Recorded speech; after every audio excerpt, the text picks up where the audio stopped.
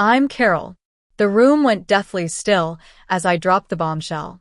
Julian stood there, his face as pale as a ghost, as I revealed the estate was $12 million in debt and the bank was foreclosing tomorrow at 9. I picked up the so-called Romanov emerald necklace from my stepmother's clutch. "These are just glass, worth $50, I said, tossing it to him. "It's all yours. The debt, the fake jewels, the empty house. Be the king of nothing." As I walked out into the rain, I couldn't help but let my mind drift back to how I got here. My family's cliffside mansion in Malibu was supposed to be a haven, a place of beauty with ocean views and palm trees. But today, it was the stage for a long-awaited reckoning. My stepmother, Ava, was a master manipulator. She was charming on the surface, but beneath that veneer was a cold, calculating woman. My father, Richard, was a spineless man, easily swayed by Ava's schemes. And my younger brother, Ethan, was a self-centered social media addict, always looking for the next viral moment. 2 years ago, my beloved grandmother, Rose, started to get sick. I was a forensic accountant, and I knew Ava couldn't be trusted with the medical and financial aspects of Grandma's care. So I used my savings to hire a top-notch team of 24-hour private nurses. For a month, I got detailed reports on Grandma's condition. I knew her every vital sign, every good and bad moment. But then, Ava fired all the nurses. She sent me a long, rambling email claiming they were stealing and negligent, and that family care was best. It was a blatant lie, and I knew it. In a mansion worth millions and with a huge investment portfolio, the cost of nursing was a drop in the bucket. She just wanted to get rid of the witnesses so she could have total control. I tried to intervene.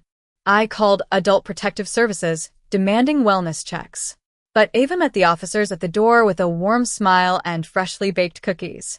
She showed them the medical power of attorney that my father had coerced Grandma into signing years ago.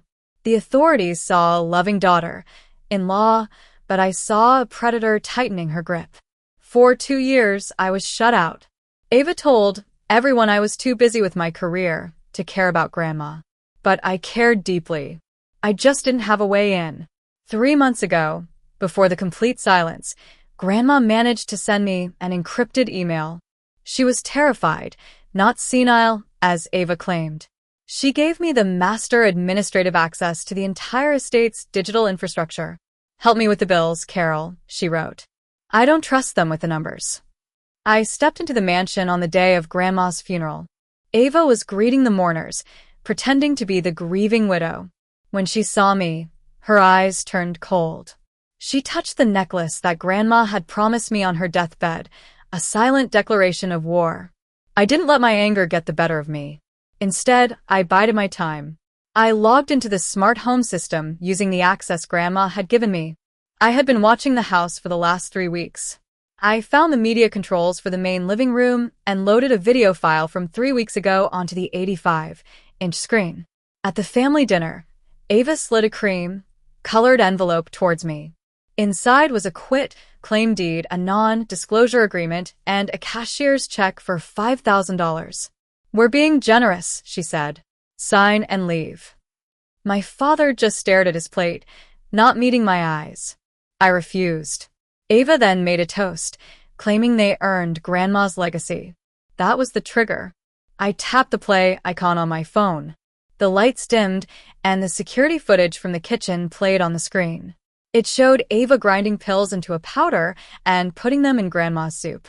Then my father just stood there, watching Grandma suffocate and turning up the TV volume to drown out her cries.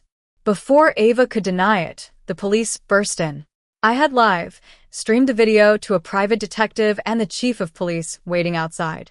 Ava screamed that it was fake, and my father wept, not for Grandma, but for his own loss. Now, as I drove away, I left behind a house full of lies and a family in ruins.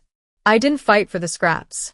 I walked away because sanity was the only inheritance that truly mattered.